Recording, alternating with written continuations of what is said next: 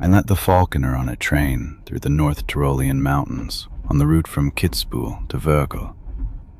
It was a clear winter night, and through the window I could see the snow-covered peaks brightly lit by moonlight, their slopes like silver silk, cold and vast. The train rolled slowly through the mountain gorges, and I could feel the rattle of the wheels, that old, slow rhythm that became the heartbeat of the night. He sat across from me, wearing an old leather jacket with creases at the elbows, the skin weathered by wind and weather. And on his right forearm, on an old, thick glove, on an arm that carried the strength of 5 decades, there sat a falcon. A real falcon, with eyes as golden and intense as liquid light, and feathers that gleamed in every shade between brown and black like polished iron. I thought at first the night was playing tricks on my senses, that my eyes were deceiving me. But no, there it really was, this bird, so majestic and untouched, so still and secure on the gloved hand of the man, as though it belonged to him more than to itself. The falconer noticed my gaze and smiled a smile that came from within, from deep wells of memory and peace. His face was weathered like old wood, the skin furrowed with fine lines that looked like old mountain paths. Each wrinkle told of wind and sun and nights under the stars. He smelled of leather and resins and something primeval that I couldn't name. "Not many people see them anymore," he said quietly as the train rolled through the cold winter night, his breath visible in the cool compartment air. "Not many people take the time to be up in the mountains where the falcons hunt, where the air is so thin you can hear the heart of the world.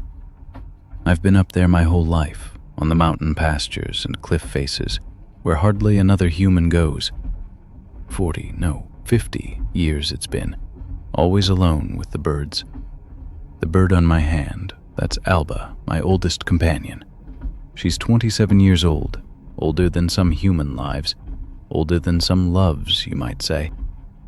He told me how one trains a falcon, not with force, but with patience and the silent trust that can arise between predator and human when everything else falls silent.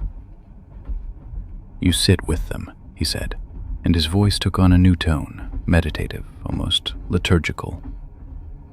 "You sit for hours while they watch you, and you watch them, and the waiting becomes music. The falcon measures you, you understand, in every possible way, with the eyes, with the way your breath goes, with your heartbeat.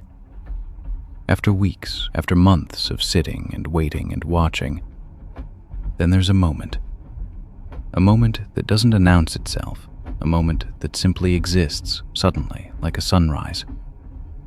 A moment when the bird understands that you're not an enemy, that you carry no threat, that you're a partner, a companion, a part of the same silent truth. Some people think falcons are wild and untamed, and the wildness must be tamed, must be conquered. But that's not true. The wildness isn't the problem, no. The wildness is the beauty. The only problem is that the wildness needs the right language, the language of trust. "There are nights on the pasture," said the falconer, and his eyes grew thin with melancholy and memory, became distant and inward-looking, "when the wind comes from the east, and the air smells of snow and the warm, spicy resin of firs, of something primeval that only the mountains know, that only the wind understands. On those nights, when everything is still and the world sleeps, when the stars are bright and the air crystal clear, I fly Alba out. I take the glove off and I let her go. I give her to the air, to freedom, and she rises.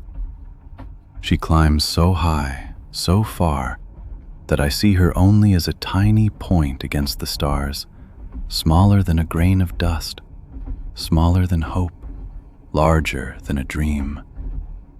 And then I hear her call, that high, sharp cry that's cutting and beautiful, that pierces my heart and heals it at once. And I know she's looking for me, that she knows I'm here, that I'm waiting for her. It's not a hunt, you understand. No, that's not what it's about. It's a rendezvous. A sacred meeting between two souls that understand each other, that know each other. The falcon comes back, not because he must, not because he's been trained or because he's afraid. He comes back because he wants to, because his heart speaks to my heart, because we both know we're there for each other. That's the greatest form of love I've ever experienced. That's the truest. The man stroked Alba's feathers tenderly, his old, strong hands very gentle, very careful. And the bird lowered its head very slightly, a barely perceptible nod, as though agreeing to a secret truth. In all these years, all these long years in the mountains, he said, I've learned that the greatest strength doesn't lie in mastery, not in holding on, not in controlling or taming or forcing. The greatest strength lies in letting go and trusting that what you love will come back. That lesson was learned hard. It cost me my whole life. Alba flies free. She could fly away any night, back into the wilderness where she belongs, into the heights and valleys where the air is pure and hearts are wild. She could forget me, could find new companions, but she always comes back to me, always. That's not captivity, that's not forced, that's love. The only form of love that exists when you let everything else fall away. The train rolled on into the night. Its rhythm became slower, gentler, as though it too were drifting into sleep.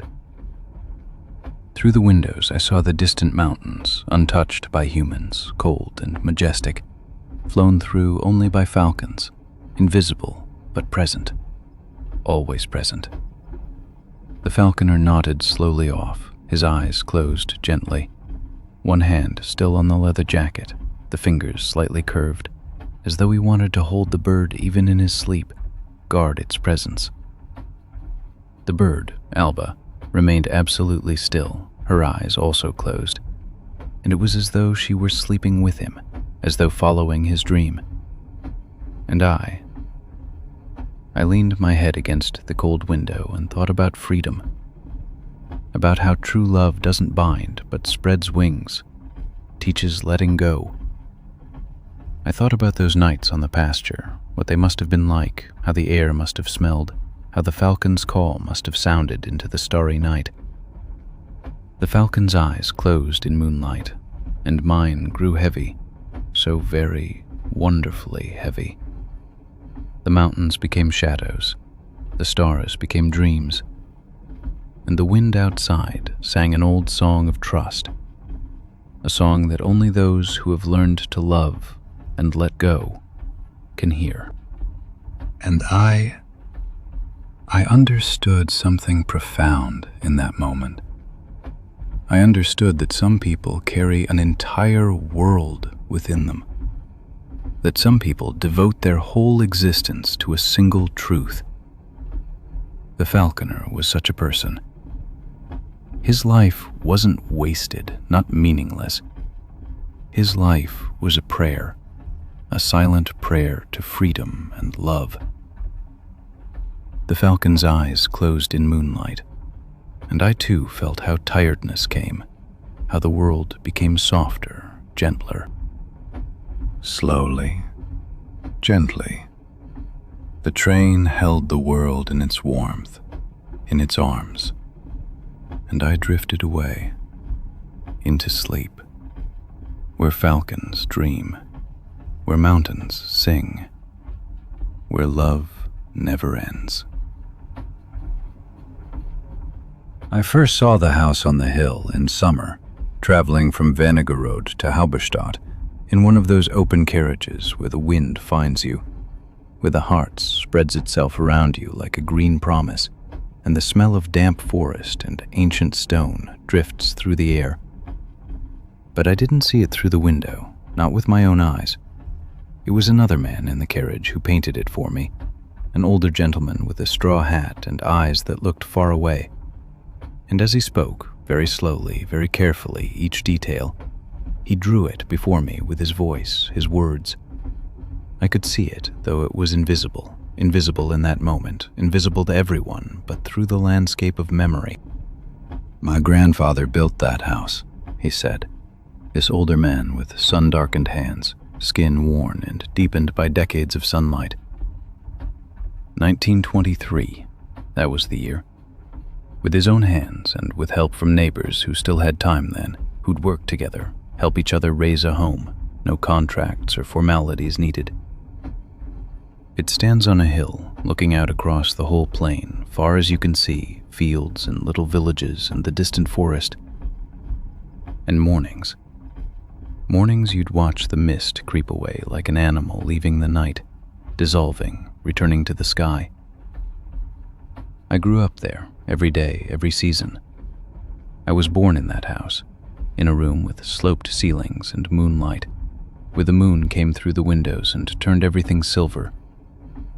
I was born there, and I never thought I'd leave it.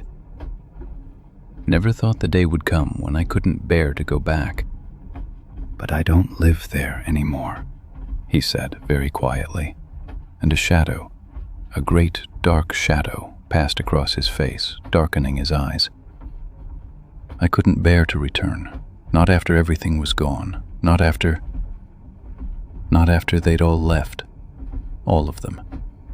My wife, with her laughter and her summer dresses, my children playing in the gardens, my parents sitting on the veranda. The house is still up there on the hill, I know that. The walls still stand, the roof still holds. But it's empty. So empty as only a house can be. Empty like a shell that's lost everything, all the life it was built to hold. Sometimes, when I sit here on the train and the wind comes from the right direction, it brings me the smell of Hart's fir, that particular, warm, spicy scent no other tree has. And then I'm there again, on that veranda, in that other time. And I see them in front of me, all of them, as they were. They sit on the veranda in the late afternoon light, and the sun shines on their hair, turns it all golden.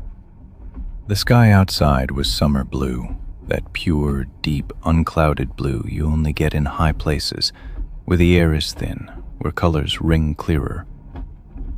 The fields of the Harts glowed in every shade of green, pale, tender grass green through to dark, secret forest green, from emerald to olive. He showed me the place on an old map, which he took from his pocket very carefully, as though it might shatter, might fall apart if he didn't hold it right. The map was frayed and creased from years of carrying it, touching it, studying it. "Here," he said, and pointed with a trembling finger at a tiny dot marked with a fading red pencil, marked with care, with intention. "That's the house on the hill. 100 years now the walls have stood, nearly a century, 100 years of people living there, laughing, worrying, births and deaths, weddings and farewells, all the great moments and all the small ones that make up a whole life. And now only memories sleep there, memories that live in the walls, burnt into the stone. Half the windows are dark, gone blind from years without light, without life, and the others, they only reflect the sky, as if the house itself had given up, had failed to hold the past, to bind it to the present, to save it. I asked him gently why he didn't sell it, why he carried this weight, why he held on to something dead. He sighed, a deep, tired sigh, and leaned back against the seat, and his whole body seemed to collapse. "I should have done that long ago," he said, and it sounded like a truth he'd told himself 100 times, that he recites to himself like a prayer. "But you see, it's not my house I'd be selling. It's my life I'd have to give up. All of it. All the moments, all the days. As long as it stands there on that hill, with its walls still upright, still standing, as long as it's there, the possibility stays open.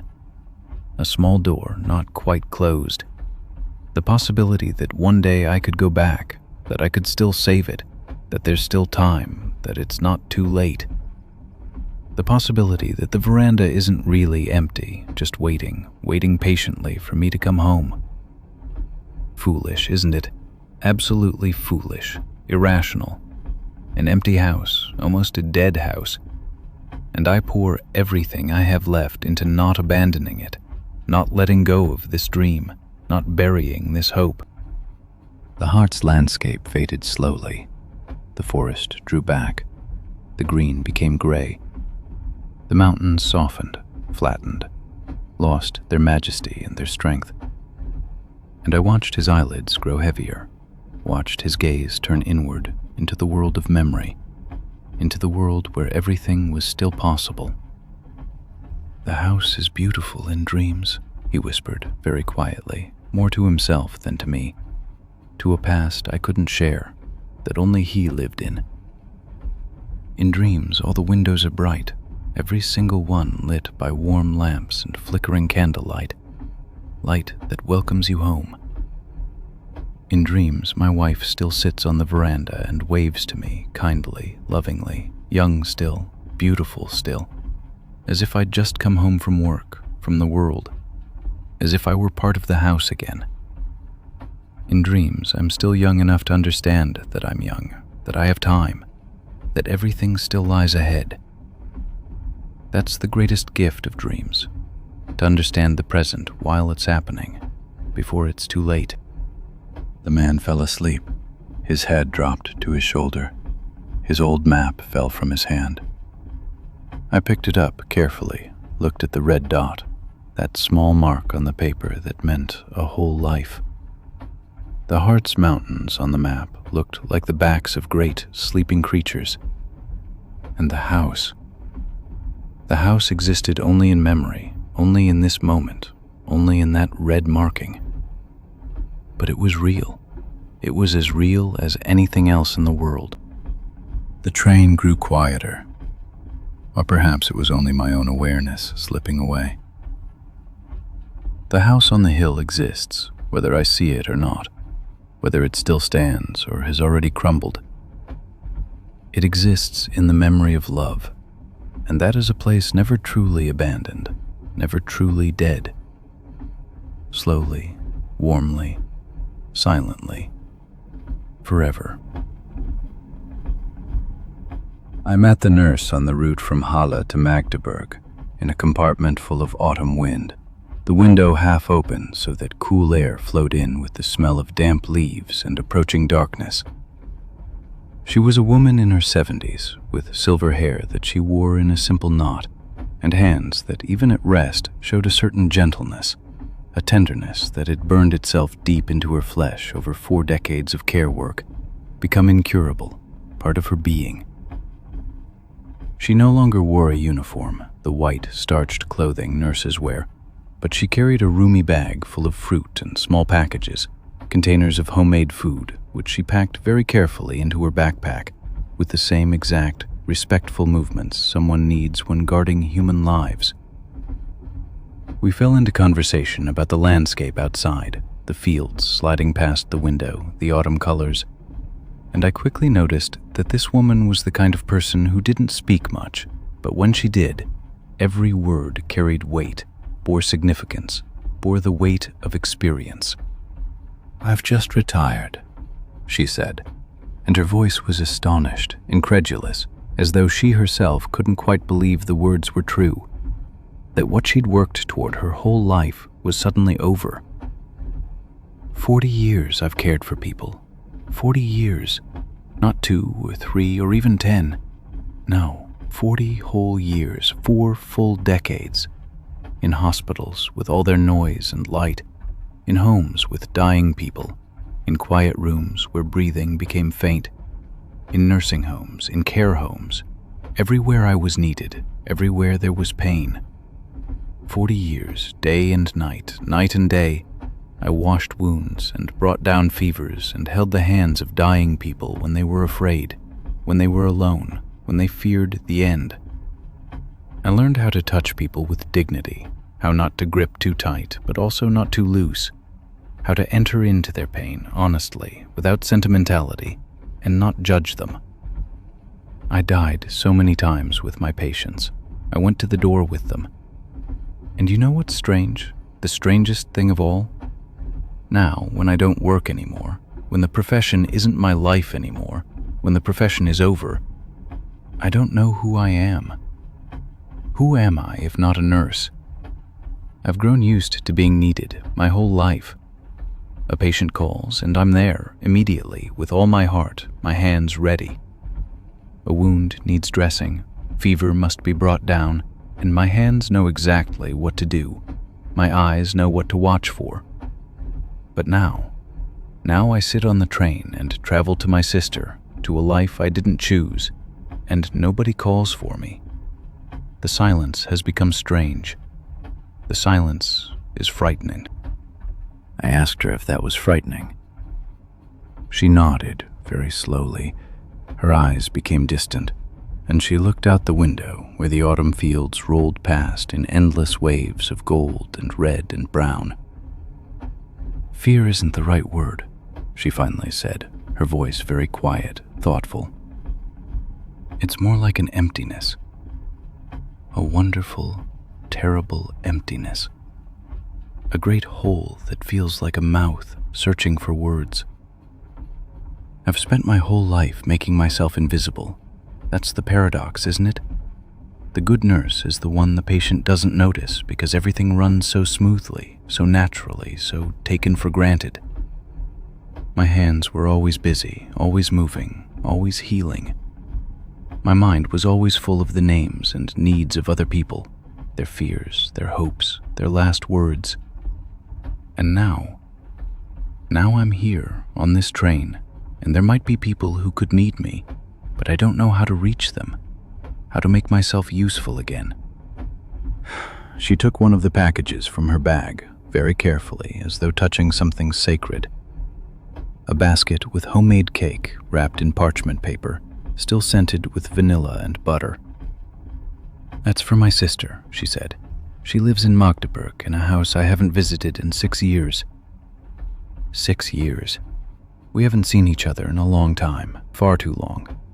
When I worked back then, when I was so exhausted I could barely keep my own eyes open, I always thought that in retirement I'd finally have time for family. Finally. A whole lifetime for my sister. But now I know it's not about time. Time is easy to find when you stop working. It's about who you become when you're no longer needed, when you're no longer the nurse who saves lives. My sister, maybe she could need me in a new way, or I'll have to learn to need her to need me. She then told me about a patient she'd cared for 40 years, the same person, year after year. She'd been his nurse from his first operation on a cold February day in 1983 until his last day on a warm April morning 5 years ago.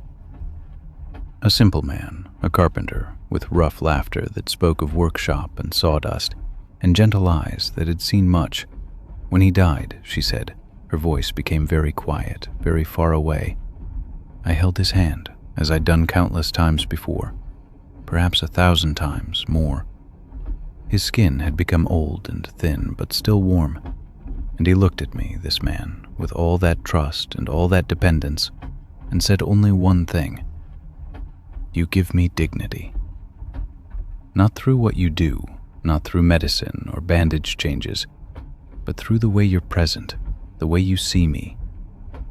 I'll carry those words with me until the end of my life, until my last breath. But now I don't give that presence anymore, or give it differently. In a world that doesn't know what to do with me, I'm still trying to understand that.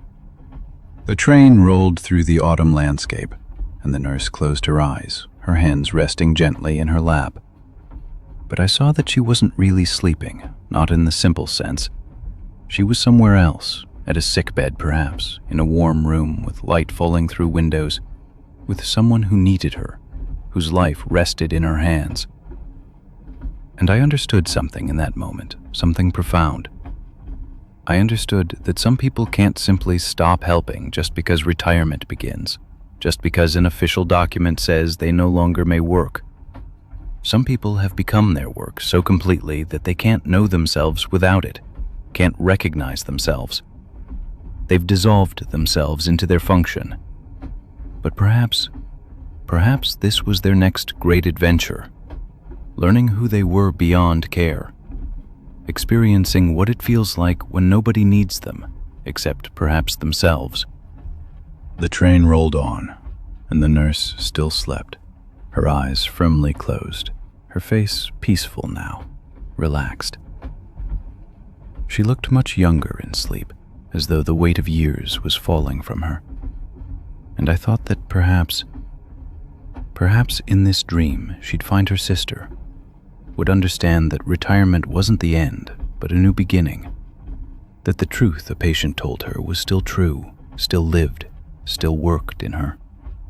The wind outside grew cooler. The autumn fields vanished into darkness. My eyelids grew heavy, and slowly, so slowly, I drifted away into dreams of care and freedom, of hands that rest and still work, and a quiet, gentle warmth that never really ends. I met a woman on a train from Eisenach to Gotha on the route through the Thuringian forest. It was spring, and outside the fruit trees were blooming with delicate pink and white, a contrast to the still green forest behind.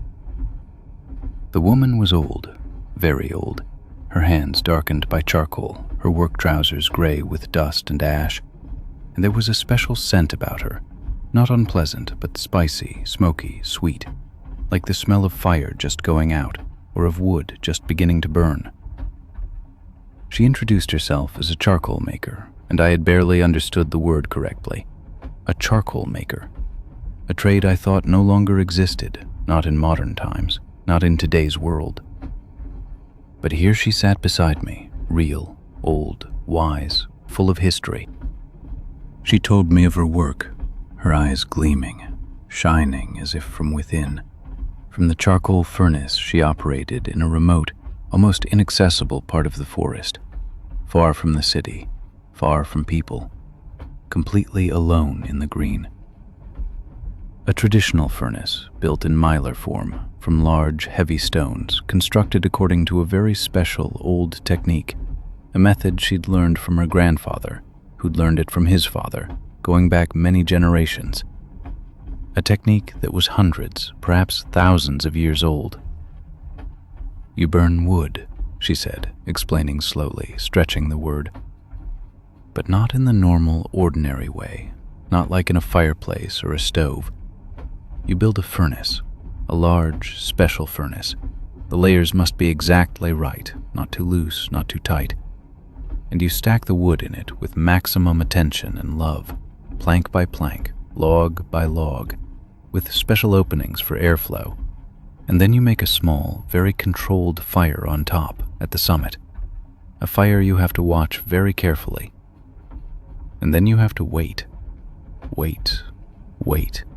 For days, sometimes 3 weeks or more. The wood, the oak wood, the beech wood, slowly becomes charcoal. Not to ash, not to soot, not to dust, to charcoal. To the best, purest charcoal. The furnace must always breathe, she said, and her eyes lit up, intense eyes, as if an inner fire illuminated her from within, shone through her. And the charcoal maker, or in my case, the charcoal woman, must breathe with the furnace. You're not simply the craftsperson, you're the partner, the keeper. You go there every single day, sometimes several times a day, to check on the furnace. You check the temperature, not with a modern thermometer, no, that's a thing of people who don't understand.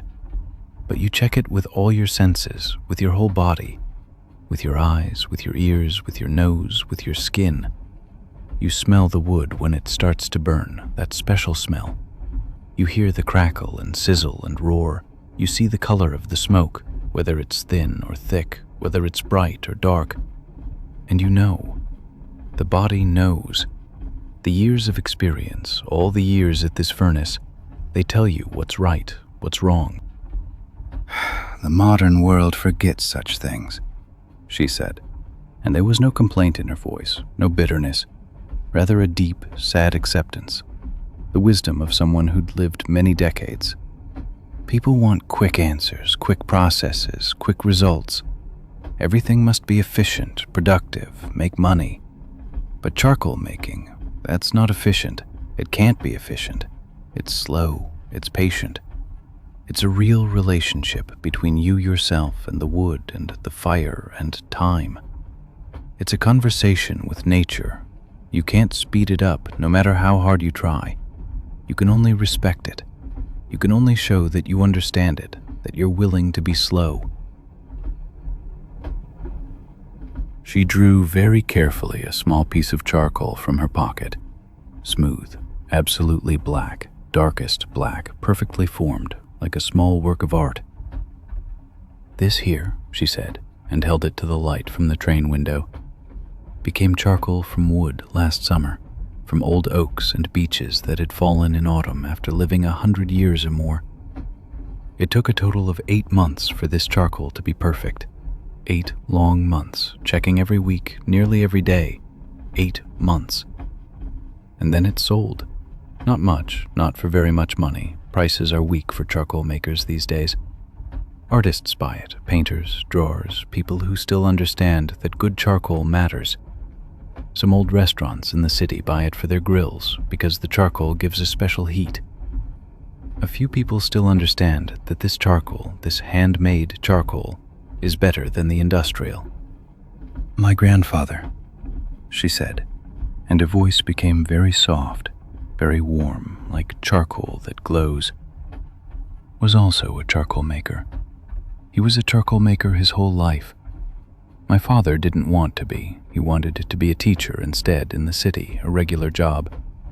But I understood it once, from the beginning. At 10 years old, when my grandfather took me to the furnace for the first time, I understood that this would be my life. This wasn't ordinary work. This was a way of being, a way of living. It was as if the forest itself spoke to me, or the furnace itself. This is your destiny. The furnace will be your teacher, your home. Your life will be charcoal." And I said yes, without hesitation. "There are only 3 charcoal makers left in the whole Thuringian forest," she said, and her voice was heavy, full of concern. 100 years ago, 150 years ago, there were hundreds. The forest was full of charcoal makers, full of furnaces, fire in the forest every night. Now there are only 3 of us, 2 old men and me. Old people, all 3. When we're gone, when we die, this trade will be gone, over, forgotten. Everything we know, all the techniques, the secrets, the secret ways, the experience that says when charcoal is perfect, everything will be gone. The young people have no time for such things. They have other things, mobile phones, internet, careers in the city, quick money. They see no beauty in this slow work." "But you see," she said, and now there was a deep, warm smile on her face, a smile that came from hope. "Sometimes we get a visitor, a young person who's curious, who wants to see the work, who asks real questions. And I show them the furnace, I tell them the story of my grandfather, the story of this family, the story of this craft. And sometimes, not always, but sometimes, rarely, but it happens, I see their eyes begin to shine, to glow, like my own eyes glowed when I was 10 years old at the furnace. And I think, perhaps this young person will understand. Perhaps they'll see that it's not just work. Perhaps one will come who's ready, and it will go on. The tradition won't die. That's my hope. That's my deepest hope for the furnace, for the forest." The train rushed through the Thuringian forest, through meadows and woods, through spring, and the charcoal maker leaned very slowly her head against the cool window. The delicate spring green passed by, the first blossoms, the fresh life. "The furnace waits for me," she whispered, her voice quieter now, tired but fulfilled, always waiting. In a week, I'll be back. In the week after that, and the week after. I'll check whether everything breathes right, whether the rhythm is correct, whether the charcoal matures as it should, slowly, patiently. And I'll be that old dance again, that dance between me and the fire and time and the forest, the dance my grandfather taught me. Until it's over, until I'm over, this furnace will be my life's work, my life itself. And that's enough. That's more than enough. That's everything I need. I met an old forester on a train from Passau to Zwiesel on the route through the Bavarian forest. It was an autumn day, and the windows showed forests that were changing color, red, orange, yellow, as if an enormous work of art were slowly drying. The forester sat next to me, though I don't know how long he'd been there.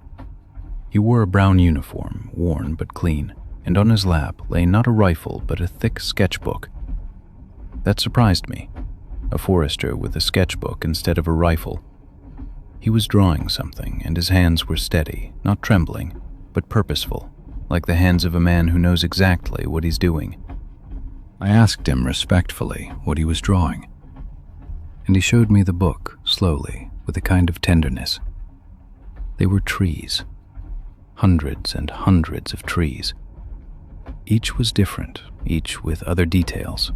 The bark, the different kinds of bark, old and young, rough and smooth. The branches in their complicated patterns. The way the leaves hung or fell. The subtle color of the buds. The places where lightning had struck or snow had lain. Every drawing was a declaration of love. "I've been a forester for 45 years, he said, his voice full of weight. "And I've carried rifles, firearms, my whole life. I've shot deer, wild boar, roe deer, whatever was necessary, or what I thought was necessary back then. That was my task in the world, or so I thought. That's what I was trained for. But then I got older, and the shots became louder in my ears, louder and louder, until I heard them at night. The forest grew quieter, much quieter, and I began to understand that perhaps my task was something else, something completely different." He pushed the sketchbook slowly, reverently toward me, and I turned through it, page by page. The drawings were wonderful, absolutely wonderful. Not artistic in an academic or professional sense, but true, totally authentic, born from a love you could see in every stroke. Each stroke was an act of attention, of love, perhaps of regret, of forgiveness.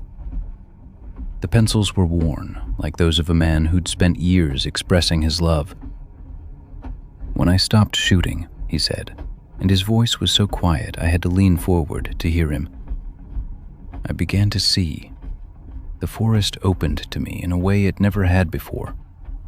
It was as if the shots, not just my own shots, but all the shots, the violence, the control, were a kind of veil, a thick cloth over my eyes that made me blind.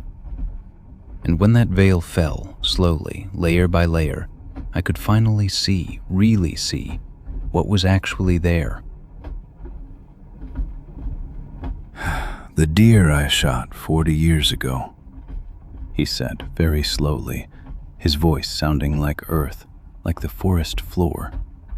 "I can still imagine its face exactly, exactly. Not blurred by the years, not lost in time. No, it's clear as it was then. I see it every day. Sometimes, when I wake up, the first thing I see is its face. There are moments, long moments, when I think that all my years since, 40 years a forester, 40 years in this forest, that all these years were to understand what I did, to see what I couldn't see, to somehow make amends if such a thing is possible. Not that I could, really. You can't resurrect a dead soul. You can't undo what's happened. But you can change yourself. You can live differently. That's all you can do." I asked him carefully whether his employer, the Forestry Administration, the authorities, whether they really allowed him not to shoot anymore, whether they accepted that. He laughed quietly. "I'm retired now," he said. 2 years now. I'm here on the train because I'm visiting the Bavarian forest to see it one more time, to say goodbye to it before I can't anymore, before my eyes are too weak, my legs too tired. And surprisingly, or perhaps not surprising at all if you think about it, I've learned that many young foresters think the same as I do. They don't want to shoot. They don't want to kill. They want to care for, supervise, understand, educate. There's a new generation of foresters, and they ask questions my generation never asked. Why must we kill when we can also guard? Why control through violence when there's also harmony? The train went downhill, slowly, carefully on the curves, and the forest grew denser, more intense. The colors were supernaturally intense now, more intense than ever at this time of year, as if nature itself wanted to surpass itself. The old forester pointed to different trees, oaks with their gnarled, strong trunks, to spruces with their dark, dense crowns, to beeches with their silver trunks and golden foliage. "That beech there," he said, his voice full of tenderness. "I planted that 33 years ago as a young man. It was a tiny sapling, as big as my own hand, so delicate I thought it wouldn't survive. But I cared for it, brought water in summer, protected it in winter. Now look at it, there, glowing golden. Now it's a large, strong tree, strong enough to survive whatever comes. And it will live long, very long after I've died. Its roots are deeper than my memories. Its leaves will seem longer than my whole life. That's something different from shooting. That's something that really means something, that lasts, that lives." "There are moments," he said, still gazing at the passing trees into the golden autumn distance, "when I think that the whole story of mankind and the forest is a story of violence, a sad, long story. We shoot, we chop, we clear, we cut, we control. And now, at the end of my life, we're beginning to understand that perhaps we should never have done that. That the forest isn't our enemy, not something we have to dominate or conquer. The forest is our home, our true home. We're part of it, small parts of it, not lords of it, not conquerors. I understood that too late." He pointed with a trembling finger at his sketchbook. "This is my way of making peace with what I did, with my shots, my control. Every stroke in this book is like a prayer, a small, quiet prayer, that the trees forgive me, that the forest forgive me for what I didn't understand." His eyes grew weaker, his voice quieter, like a wind that settles. "I'm old now, very old. And everything, absolutely everything I want is to see the trees. Just to see. Not to cut, not to shoot, not to control anymore, but just to see and to draw and to give thanks. To be grateful that I can still see them, that I still have time. The forest has taught me everything. Everything I should have known, should have understood. And I'm so grateful that I still have time to understand that before my time runs out, before the darkness comes." The train had become very quiet. The forest outside was golden in the late afternoon light. And the old forester, he leaned his head back against the seat, and his sketchbook lay on his lap, and he was nearly asleep. But before he fell asleep, he whispered, "You know, in the end, it's all quite simple. It's not about rifles or shots. It's only about what you love. And if you love the forest, if you really love it, then you don't want to shoot. You just want to be with it. With it, to be." The train grew slower as we approached Zwiesel. Dusk came, soft and blue. The trees became shadows. The sketchbook lay still on the old man's lap, and he slept, his face at peace, without the weight that had lain on it so long. And the forest, the wonderful, strong, old forest, it passed by, unharmed, unafraid, and we were only visitors, marveling, grateful, slowly sinking into dream. It was on a summer day when I was traveling from Fulda to Bebra, and the train wasn't very full. I was sitting by the window, as always, and looking out at the landscape passing by. The Fulda Valley opened before me, with its meadows and forests gleaming in summer green. The sun wasn't very high, it was early morning, and there was still that quality of freshness and stillness that only the early hours have, before the day really begins. I saw a small wood, and at its edge, where the meadow turned into the forest, I saw something moving, something delicate that didn't belong there. It was a young deer, very young, very small, with that particular coloring young deer have, brown like coffee with white spots like drops of milk on brown cloth, nature itself creating perfectly. It stood quite still at the forest's edge, completely motionless, as if it were part of the meadow itself, and I could see it gazing back at me. Its eyes were dark and large, and in them was something that looked very old, though the animal itself must have been very young. Not frightened, not curious, simply looking, the way you regard someone you don't know, but don't know whether to fear. The train was fast, the wheels hammered, the windows vibrated, faster and faster. But in that moment when my window drew near the young deer, everything slowed in my head. Time becomes slow, like honey flowing. I saw its nostrils tremble, perhaps from the draft of the train, or perhaps from the breath of life itself, invisible and secret. The young deer's mother was nowhere to be seen. That frightened me a little. A young deer alone at the forest's edge early in the morning, with a train thundering towards it. That sounded like the beginning of a sad story, a story that shouldn't end that way. But the young deer still stood there, motionless, and continued to look at me, and in its eyes was something I can't describe except that it seemed as if the young deer had an old soul, one that would understand who I am and why I regard the world with such hunger. The moment stretched out, expanded like taffy in the sun.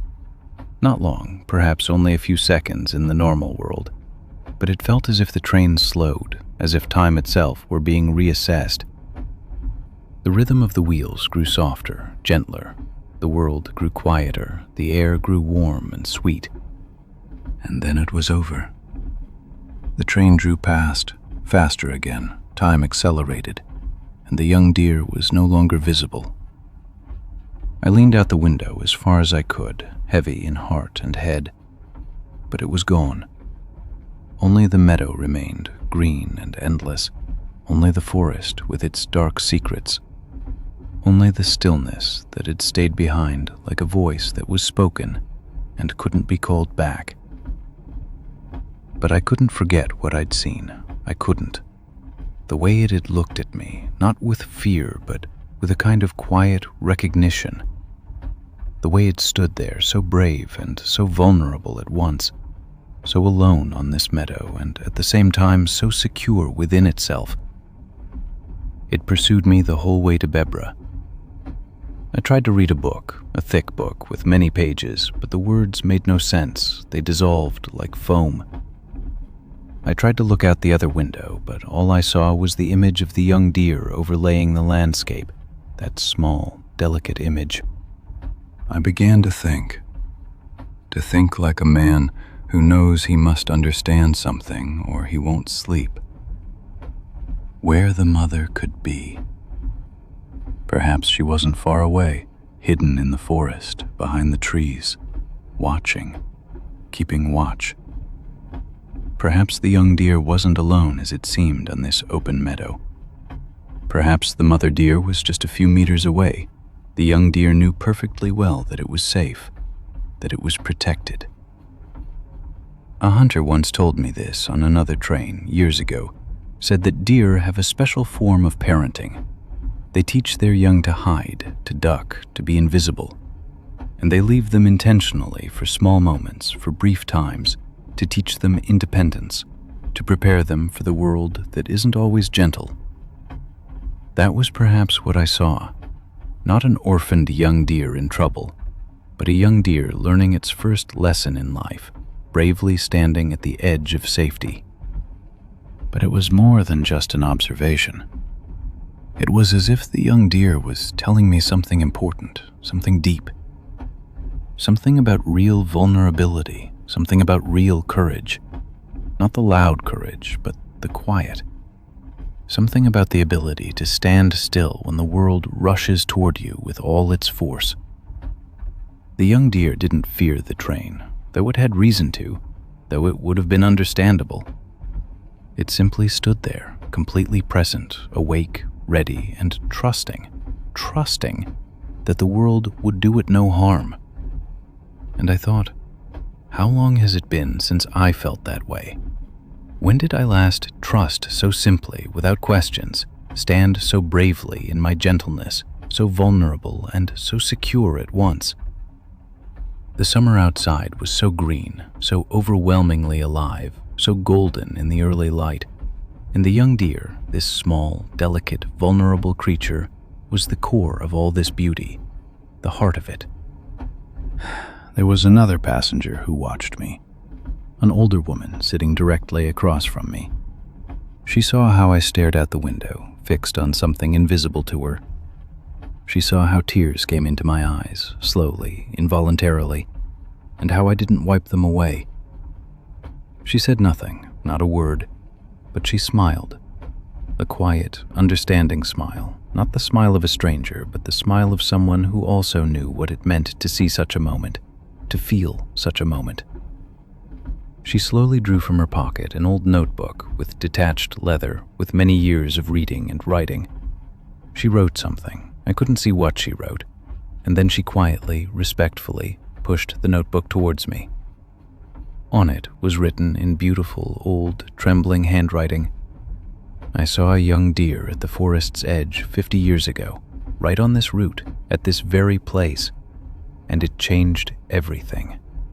Everything." We sat together, this woman and I, and we didn't say a single word more. It needed no words. It wasn't simply silence. No, it was something much deeper. Full understanding. The understanding of two people who had seen the same thing in their different years. The train rushed on. The landscape passed by. Meadows and forests, houses and fields. And somewhere behind us, perhaps still at the same place, was a small young deer that leapt through the forest back to its mother, completely safe, completely sheltered in love. And we two, this woman and I, we held this moment in our hearts fast, held it like a treasure that can't be put into words, that's too sacred for words. The woman leaned her head slowly against the window, and I did the same. The rattle of the wheels became a lullaby, a cradle song that only we two heard. My eyes grew heavy, so heavy as lead, and I couldn't hold them open anymore. The green of the meadows blurred into a single color, the curves of the forest blurred into shadows, and all that remained was the image of the young deer slowly, very slowly, transforming in a dream. A dream in which I myself was a young deer, delicate and vulnerable, but also brave, standing at the edge of a great forest, trusting that everything, absolutely everything, would be well. The mother wasn't far away, I knew it. The sun was warm on my back. Summer was eternal, without end, without worry. And the train traveled on, always on, ta-dum, ta-dum, ta-dum, into the distance, into the light, Slowly now, very slowly, ever slower, into sleep, into the great, warm sleep. I met the mushroom gatherer on a train from Bayreuth to Marktredwitz, on a route that runs through the Fichtel Mountains. It was early morning, the sun was just breaking over the ridges, and the train was still very empty. He sat by the window, wore an old green waistcoat with many pockets, and in front of him on the seat stood a large wicker basket full to the brim with mushrooms. As I boarded, I could smell it at once, not unpleasant, but earthy, damp, of forest, and the particular aroma of autumn mornings when the dew still lies on the leaves. I sat down across from him, and he looked at me with a smile I immediately tried to understand. His eyes were bright, almost transparent, and it seemed as if he'd just woken up, not from sleep, but from a kind of dream in which he'd been moving about all night. His face was reddened by the chill of the night, and on his forehead sat a drop of dew or rain still. His hands were brown with earth and from much grasping, and his fingernails still carried the damp earth of the forest. I asked him if he'd been out long, and he nodded slowly, still smiling. "Since midnight," he said, "since I could still see the stars. That's the best time to search for mushrooms. The night still holds them in, and in the morning, when the sun comes, they open. But only if you were already there before. It's like a secret that only those know who are willing to get up in the night." That sounded mysterious, and I asked about his work. He explained to me that gathering mushrooms wasn't simply gathering, but an art of patience and attentiveness. You had to know when they began to come, not too early, not too late, and you had to understand the right temperature and moisture. In the Fichtel Mountains, he said, in autumn, after a good rain, the most beautiful mushrooms grow. But only if you're willing to walk in darkness when the forest feels like a maze to you. Only then does the forest show you where the treasures are hidden. He reached into one of the many pockets of his green waistcoat and drew out a mushroom, a beautiful fly agaric with its red cap and white spots. His hand didn't tremble, though the night must have been long. He turned the mushroom slowly in the sun, and the spots gleamed like little diamonds. "Poisonous," he said simply. "Very beautiful, but dangerous." But then he laid it aside at once and said, "Not this one, only for looking. The others, the ones I know, the ones I eat. I know them like old friends. No surprises, no mistakes. We accompany each other, the forest and I, for 40 years now. That's the most important thing, you see. You have to know mushrooms like the voice of a familiar person, a voice you'd recognize in a concert among 1,000 others. 40 years. The number stuck in my head like an echo.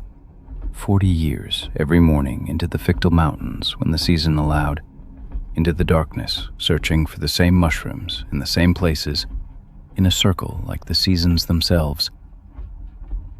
I asked him whether it wasn't monotonous, whether you wouldn't eventually get tired of it, and he looked at me for a long time, very long, as if the question came from a completely different world, from a world he'd long since left.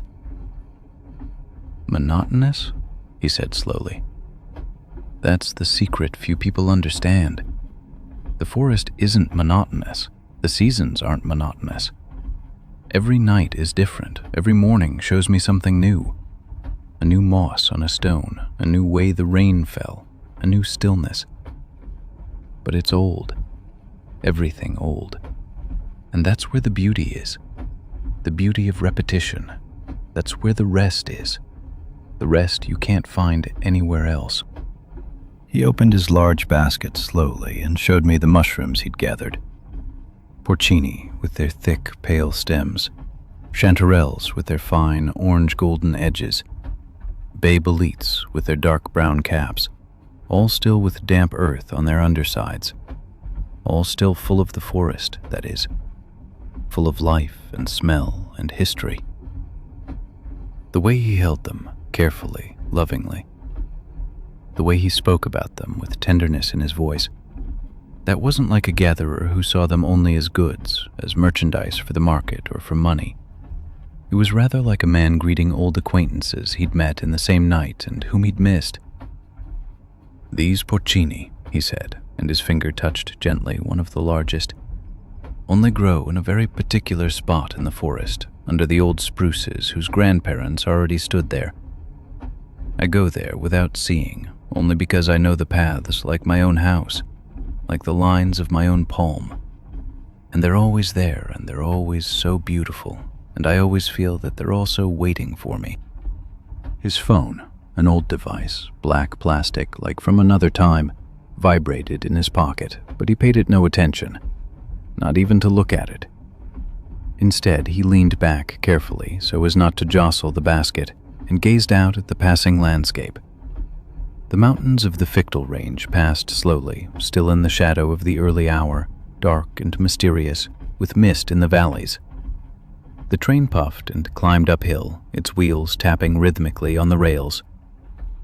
"I don't gather for the market," he said, without looking at me, still facing the window. "I gather for the guests in my village, a small village inn where I've been bringing my mushrooms for a long time, so long I can no longer remember how long. The innkeeper, a good woman who understands me, fries them with a little butter and parsley and a touch of garlic, and the people who eat there, they taste not just the mushroom. They taste the night I spent in the forest. They taste the patience, the love, the attention I gave each single mushroom as I searched for it." That was a beautiful thought, truly a beautiful thought, and I felt my eyes growing slowly heavier, heavy as lead. The train rocked gently, melodiously, and the scent of the mushrooms mingled with the smell of the train, steel and old wood and warm coffee from the buffet, and something that smelled like rain, like damp earth. And this man, this old gatherer, he worked on me like a sedative, like an old sleep I hadn't had for a long time. It wasn't just the words he spoke, not just his sentences with their calm and clarity, but the whole way of his being, the rest that came from him like heat from a fire that burns without flickering. I asked him whether he had to sleep after such a long night, after so many hours in the forest, and he laughed quietly, almost imperceptibly. "The train does that for me," he said. "The rattle, the swaying, the rattle of the wheels on the rails. That's like moving through the dark forest. I can sleep and at the same time be awake, and the forest carries me home." His eyelids grew heavier. I saw it clearly. The basket with the mushrooms still stood on his lap, and the early sun now touched the mountain peaks and let the meadows glow golden.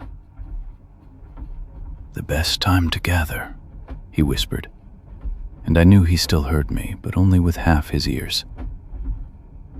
"That's not in the morning, not in the evening.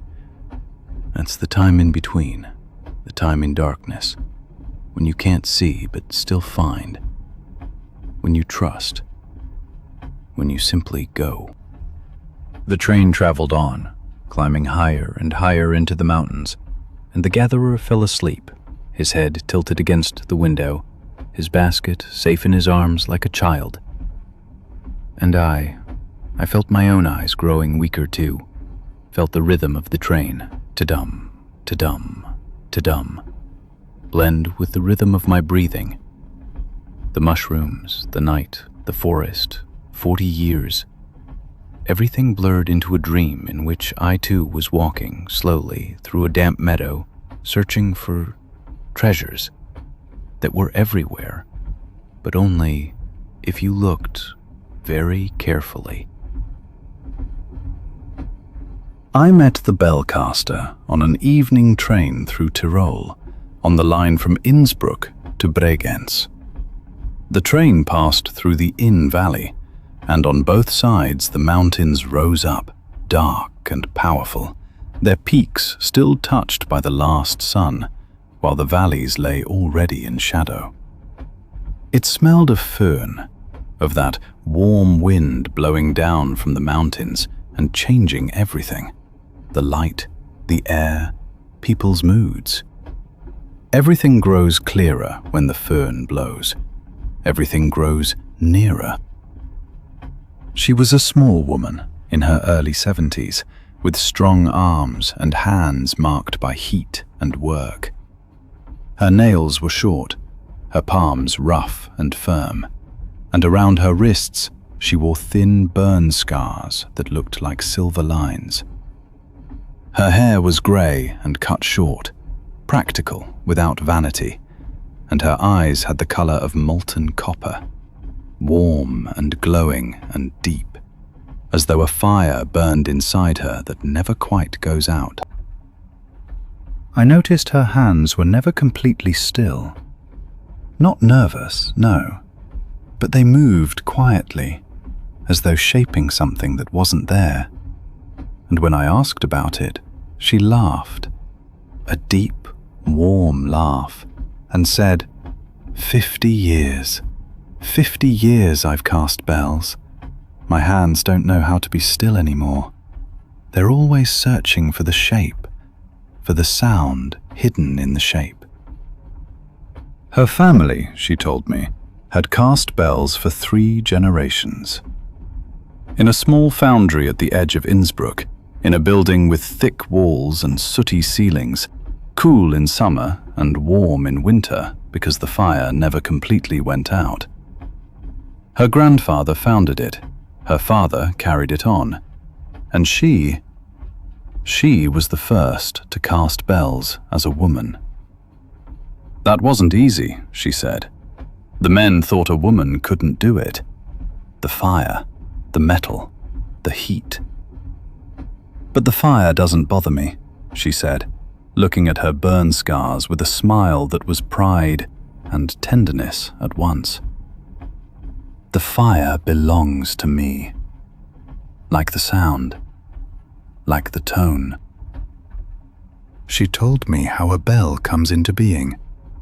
First the form, she said, from clay and brick dust, layer upon layer applied, dried, sanded, applied again. That takes weeks, sometimes months. You can't rush a good bell. The form must be perfect, because the form determines the sound. Every irregularity, every crack, every tiny unevenness, you hear it later, in every strike, forever. And then comes the casting, she said, and her eyes began to glow, the way copper glows when it melts. That's the moment everything's been working towards. The metal is liquid, glowing, 1200 degrees, and it shines so brightly you can't look directly at it. It's like liquid sun, she said, and the smell, copper and tin and heat, and something ancient, something that smells of earth and fire and the beginning of all things. And then you open the channel, and the metal flows into the form, slowly, steadily, like a golden river, and you hear nothing, nothing at all. It's so still in that moment, you hear your own heartbeat, and the hiss of the metal filling the form, and nothing else. The whole world holds its breath. The waiting, she said, that's the hardest part. After the casting, the bell must cool. Days, sometimes weeks. You can't look, you can't be impatient, you can't open the form until it's time. You have to trust. Trust that the fire and the metal and the form have done their work. Trust that the sound is there, locked in the metal, waiting, sleeping, like a child not yet born. And then, she said, and her voice grew quieter, more tender, then comes the day you open the form. And the bell is there, grey and rough and unremarkable. It doesn't look like anything special, just a piece of metal. But then you take the clapper and you strike it. for the first time. And in that moment, you know everything. You know whether the bell succeeded, whether the sound is pure, full and warm and carrying, or whether something's missing, a harmonic, a vibration, a soul. Because a good bell has a soul. You can't explain that. You can only hear it. I asked her what she meant by soul, and she was silent for a while, gazing out the window at the mountains, now almost black against the dark sky. And then she said, "Every sound carries a soul. That's what I've learned in 50 years. A bell isn't just metal. It's the sum of everything that's gone into it. The hands that built the form, the fire that melted the metal, the air that surrounded it as it cooled, the silence in which it waited. All of that is in its sound. All of that vibrates when it's struck. And that's why no two bells sound alike, because no two have the same story." She told me that sometimes she goes to the foundry at night, when everything's still and the fire only smolders. Then she stands among the finished bells, the large and the small, and touches them with her fingertips. And she can feel the sound, she said. Not hear it, feel it. Through the skin, through the bones, through the heart. A vibration so quiet that only someone who's spent their whole life creating sounds can feel it. A vibration that says, "I'm here. I'm ready. I'm waiting to sing." She got off at a small station whose name I didn't catch in the rattle of the wheels, took her bag, nodded to me, brief and warm, and walked into the evening. A small woman with strong hands and fire in her eyes, who'd spent 50 years creating sounds that carry across valleys and across years and across generations. Every sound carries a soul. I think of that when I hear bells, in villages, in cities, in the mountains. I think of her hands, which were never still, of the fire that never quite went out, of the moment when a bell is struck for the first time and carries its voice into the world. The train carries on, and the rattle sounds like a distant bell strike, quiet and steady and carrying. My eyes grow heavy, and I hear the sound, that deep, warm humming of metal, vibrating through the night, through the mountains, through me, until it becomes one with my breath and my heartbeat and the rhythm of the wheels. I didn't meet the boat. I met only the man who sat beside it, on the journey from Rostock to Warnemünde, on a quiet evening when the moon lay over the water, silvery, calm, infinite. The man was old, perhaps 90, perhaps older, bent by the years, by the burdens he carried. His hands trembled slightly, and he still wore a ring on his finger, a simple gold ring, worn smooth by years, by all the life he'd lived. His eyes were blue, watery, but awake, very awake. He told me about his boat, not with words, but with his voice, which was far away, which was in another time, which lived only in memory, the voice of a man who'd said all he wanted to say 1,000 times, but it still wasn't enough. The boat, he said, his boat, was a small fishing boat, painted red, red like blood, red like love, red like passion. It was about 6 meters long, not big, not imposing, but for him, it was the greatest thing in the world. He'd been young, he said, had been 20 years old, and he'd had dreams of sailing the Baltic, over the water, out into the world, out into adventure. With a friend, he'd bought the boat, with all their savings, with all their love, with all their hope. They'd restored it, had painted it themselves, red, and then his friend fell in love, went away, left the boat.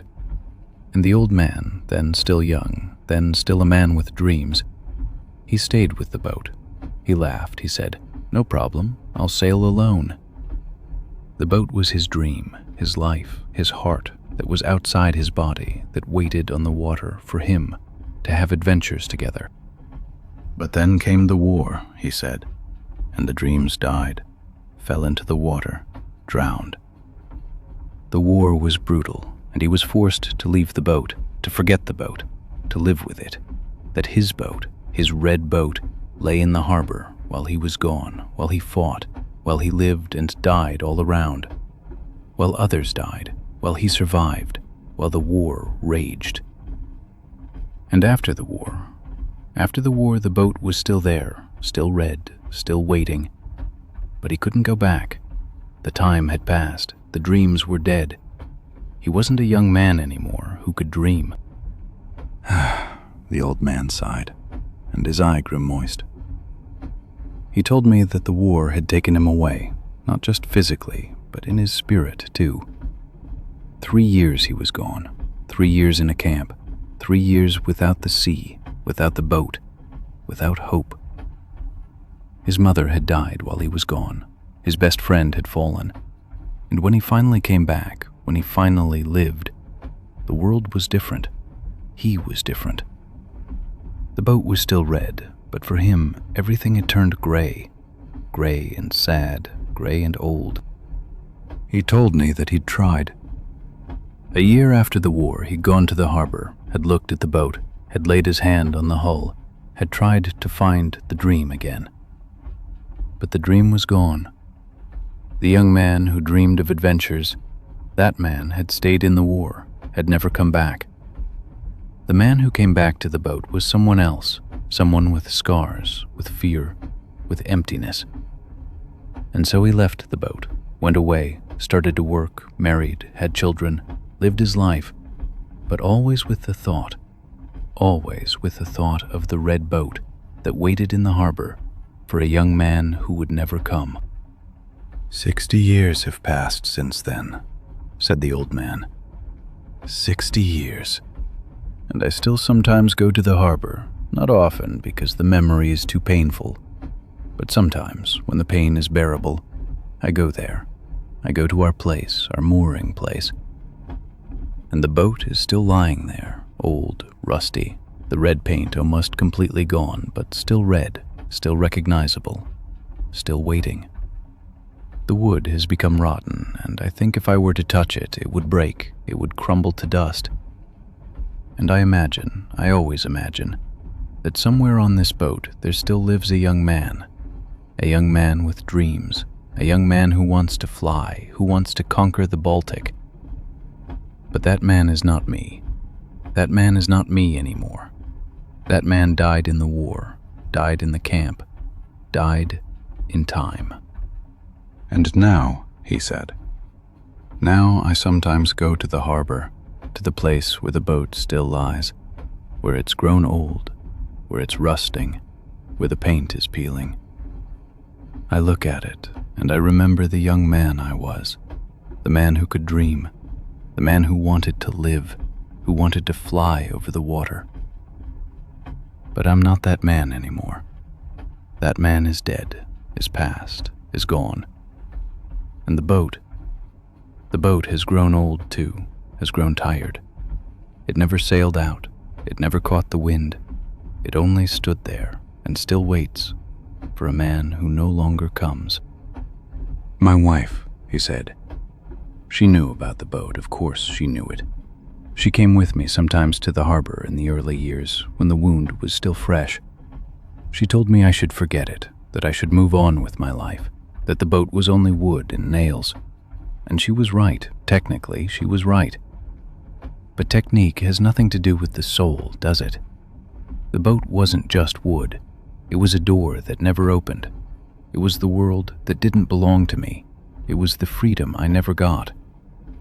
My wife, she was a good woman. She understood eventually that I needed this pain, that I needed this dream to exist, to live, to know that there were other lives too, other versions of myself that never became real, but that still lived in me. And now she's dead. My wife, 5 years ago now. And our children, they're grown. They have their own lives, their own dreams. And I'm alone. And I go to the harbor, and I look at the boat. My grandchildren, they've sometimes suggested to me that I repair the boat, sail it once more while there's still time. But I can't. It's not the boat that I fear. It's the memory of the man I could have been, of the dreams I could have fulfilled. The boat, it's not my boat anymore. It's the memory of my young man, my lost dream, my lost life. While the moon stood in the sky, while the train traveled through Rostock, while the old man laid his hand on the window, laid it on the cold glass as if he could touch the boat, I realized that sometimes dreams aren't fulfilled. Sometimes we have to let them go, have to give them back to the sea, to time, to possibilities that never opened. Sometimes the boat has to stay in the harbor and wait for a man who never comes. Sometimes life isn't the life we dream, but the life that happens to us, that hits us, that we have to endure. And that is also okay. That is also livable. That is also beautiful in its own way, in its own manner, with its grief, with its love, with its memory of dreams that never came true but that are still alive in our heart, in our soul, in the quiet night when the moon shines over the harbor. I'm at the Lighthouse Cook on the journey from Cuxhaven to Bremerhaven on a winter evening when the weather was already rough, when the wind rattled at the window. He was a man of about 60 with red cheeks, like someone who spends time outdoors, like someone who knows the sea air, who's breathed it daily for years. His hands were large and rough like ship's rope, and his shirt still smelled of salt water and fish. And he told me immediately about his home, not on land, but in a lighthouse in the North Sea, on an island that was isolated, completely alone, with the sea all around. He spoke with pride, like someone doing something important, carrying responsibility, being needed. He was the cook for the lighthouse keepers, he said with pride. He cooked for 3 men who worked there, who lived there, far from the world, far from people. Every day he prepared meals for them, breakfast, lunch, dinner, all on an old wooden stove that was as old as the lighthouse itself. The lighthouse. It had been built 100 years ago, perhaps more, and it still stood, strong, still shone its light out into the night every evening, warned the ships, kept the ships safe. The colors of the kitchen were dark brown from decades of smoke, of steam, of life. Everywhere hung pots, pans, everything you needed. And he, this man with red cheeks, he was the heartbeat of this kitchen, the center of this island, the reason the lights kept burning. The lighthouse cook spoke of the storms he'd experienced, storms so violent that the lighthouse swayed, moved like a tree in the wind. And then he cooked anyway, cooked for the keepers who had to go out into the storm, to check the lights, to warn the ships. What you cooked in such moments, he said, wasn't important. The warmth was important. The food was warm, it was there, it was comfort in the darkness, in the storm, in the night. Warm food, warm tea, warm bread. That was all the keepers needed, to keep functioning, to do their work, to keep the lights burning. He told me about a particular night, a January night, when the storm was so strong that the waves washed over the island, when the water foamed against the windows of the lighthouse. The 3 keepers, they had to go up all night into the lantern to check the light, to make sure it was still burning, still working. And the cook, he stayed in the kitchen, in the warm, safe kitchen, and made stew, a heavy, thick stew with potatoes, meat, vegetables, everything he had in stock. Every hour he gave one of the keepers a bowl when they came down for a few minutes into the warmth, to strengthen themselves, to breathe, not to lose hope. And on that night, he said, he understood that his job was more than cooking. His job was rescue, was hope, was love. The lighthouse kitchen was small, very small, but it was his whole cosmos. An old stove made of cast iron, a table, a few shelves with supplies, everything he needed to live. And he didn't need much, he said. A few potatoes, some fish from the fishing boats that sometimes passed by, some milk, some butter, some flour. With that, he could work wonders, could make magic in his little kitchen, could nourish the souls of the keepers, not just their stomachs. They came to him not just because they were hungry, but because they sought warmth, because they sought home, because they needed a feeling that something else still existed in the world besides lights and storms and loneliness. And he, this simple cook, he was the sun for them, was the light for them, was hope itself. And otherwise his life was lonely, very lonely. The lighthouse was far from the world. There were no visitors, there were no guests, there was no one, only the 3 keepers and then him, the cook. But he liked this solitude, he said. He needed it. Out on the lighthouse, far away, he could think, could dream, could forget his old life, the city, the hectic pace, the people who talked too much. Here, in the lighthouse kitchen, he could be silent, could cook, could work with his hands, could be useful. The lighthouse cook sighed, and his gaze became drowsy, dreamy. He told me he'd been there for 20 years without a holiday, without free time, without the normal things normal people do. But he regretted nothing, he said. In the city he'd lived, married, 2 children, a business, everything that's normal. But one day he understood that all that wasn't for him, that he needed something else. He left the city, left his family, came to the lighthouse. Was that selfish? Perhaps, he said. But here, on this tower, he could finally breathe, could finally be who he really was. And the keepers, they understood that. They never asked him why he was here, what he'd left. They knew that every man on a lighthouse was here because he'd left something behind, because he wanted a new start. That was the unwritten secret of the lighthouse, that people came here to flee, to find themselves, to become new, to finally find peace. And he, the cook, he was the anchor, was the reason they could stay, why they could endure, why they went back up into the lantern every night, to wash the lights, to maintain them, to warn the ships, to fulfill their promise. As the train traveled through the dusk, as the lighthouse cook told me more stories about his work, about the years on the lighthouse, I realized that some people don't seek company, they seek purpose. And this man, this cook, he had found his purpose. In the warmth he created, in the food he cooked, in the lights that burned every evening. Because he'd nourished the keepers, strengthened them with warm food, with warm drinks. Perhaps, I thought, these lights weren't really from the lighthouse. They were from his hands, from his kitchen, from his love that lay in every pot, in every spoon, in every moment of work.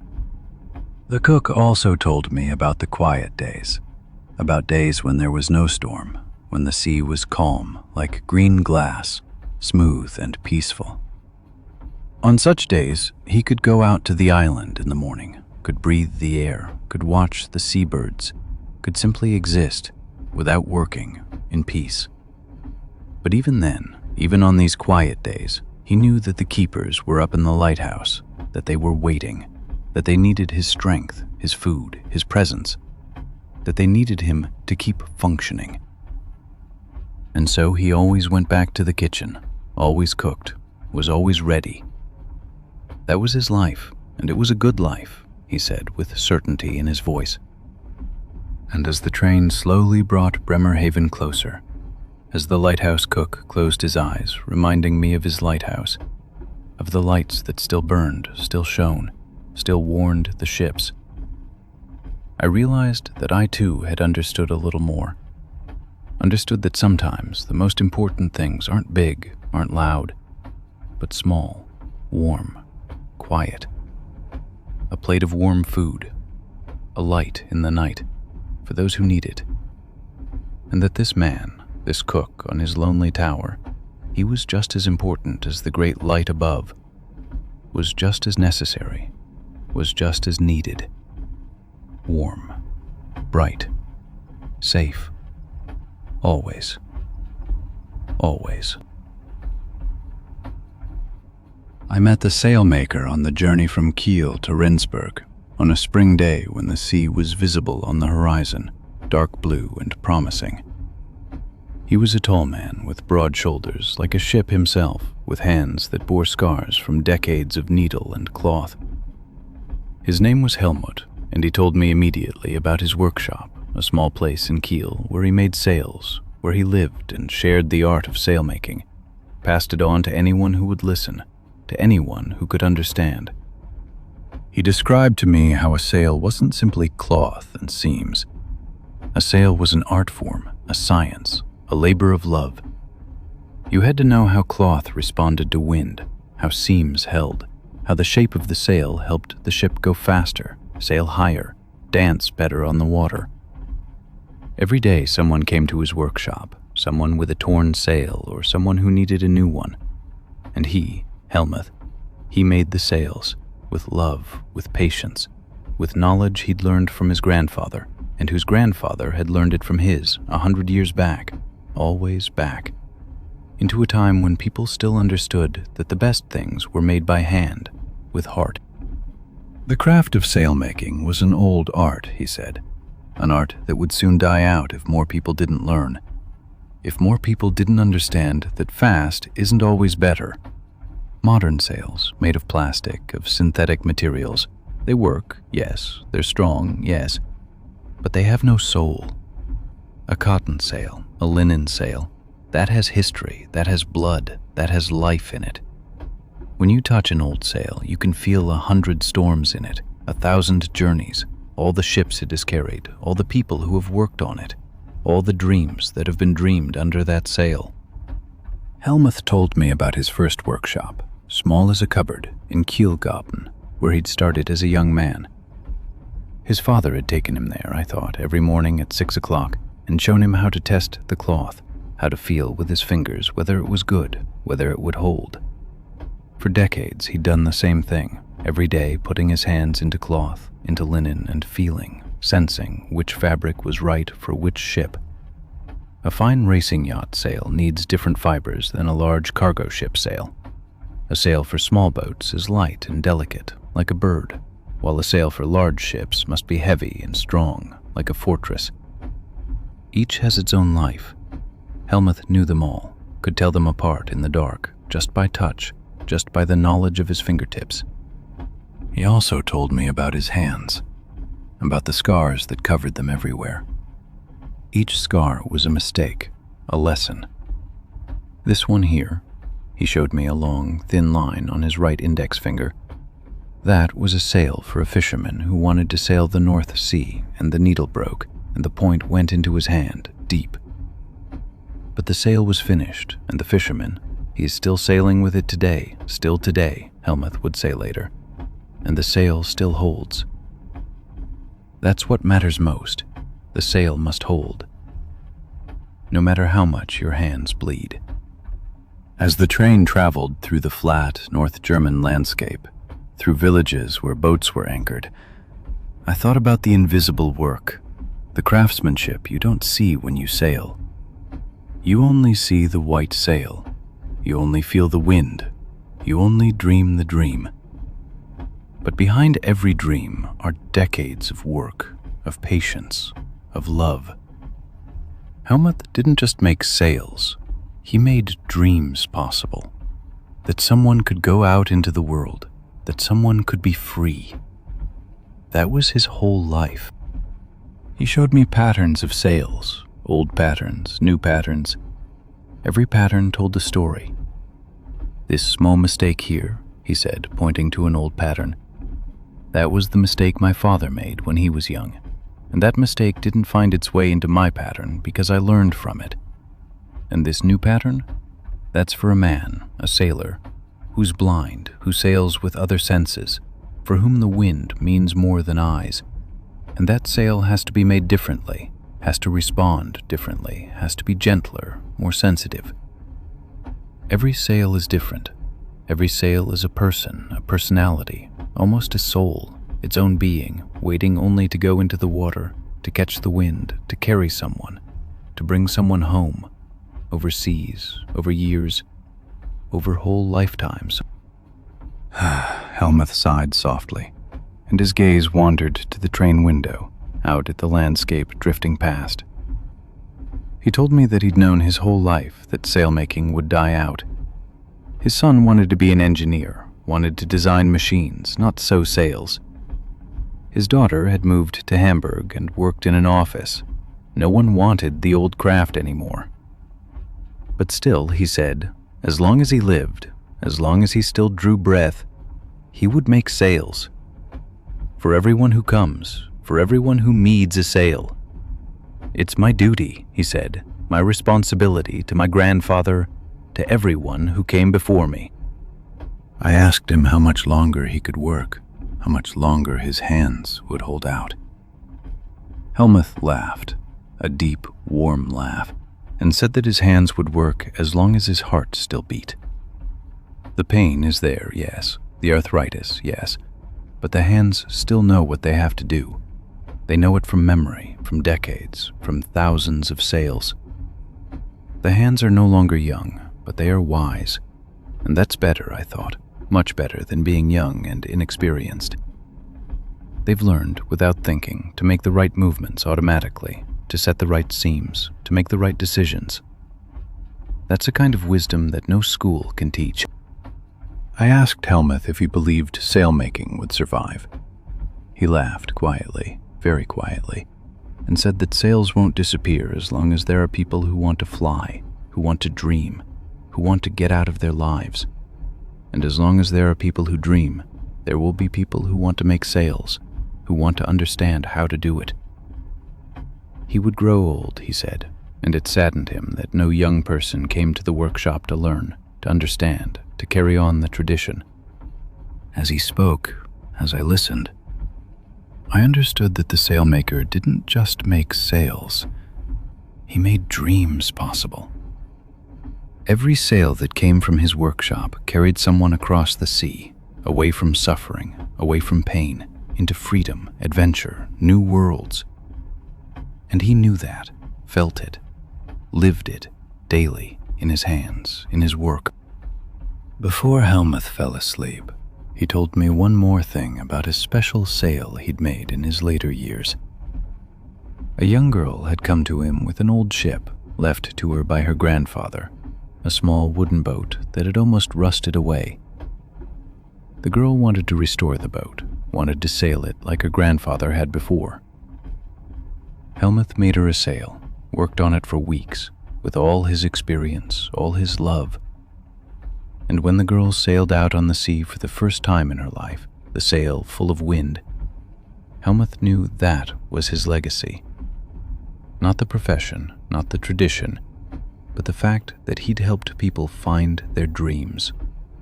And as the train traveled toward Rendsburg, as Helmuth fell asleep, his large hands resting quietly on his lap, I noticed that sails are still everywhere, everywhere, in all people who dream, who want to fly, who want to get out into the world.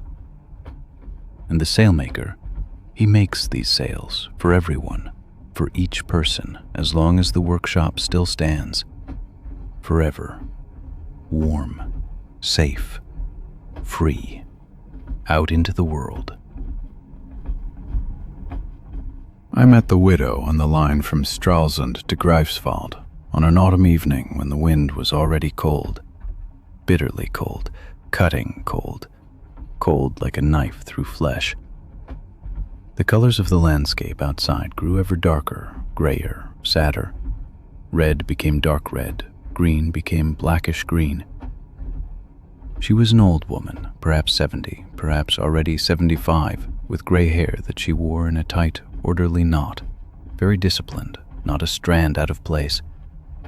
She wore a dark coat, almost black, and around her neck hung a scarf of fine material with patterns that looked like nets, like old fishing nets perhaps, like the nets they cast in the Baltic. She stared out the window the entire journey, and I noticed her lips sometimes moved, sometimes opened, as if she were speaking with someone who wasn't there, who might be sitting beside her, who might be holding her, who might be holding her hand. When I asked her very carefully, not knowing if I should ask, if everything was all right, she smiled sadly, and said she was returning, that after a very long time, after years, she was returning to a place she'd almost forgotten, a place she hadn't visited since her husband died. She told me, slowly, with many pauses, that she'd lived on the coast for 40 years, 40 full years, a whole lifetime, on a Bodden, a shallow, wide, brackish lake that lay between the island of Hugin and the mainland. There, she said, there was everything I ever needed, everything a person needs to live. They'd lived there, she and her quiet husband, in a small house painted red, red like a heart, red like love, red like blood. They'd had a large garden, lush, almost wild, where herbs grew, many herbs, thyme, oregano, dill, chives, everything the family needed, everything that grew and thrived in the salt air. And they'd had a boat mooring, a private, idyllic spot by the water where his boat was, her husband's boat, an old fishing boat with a white sail that was white as snow. He was a quiet man, very quiet, not unfriendly, but quiet in his soul. A man who was almost a fisherman, a man who loved nature more than people, who understood water the way other people understand speech, who spoke with the birds, who knew the tides.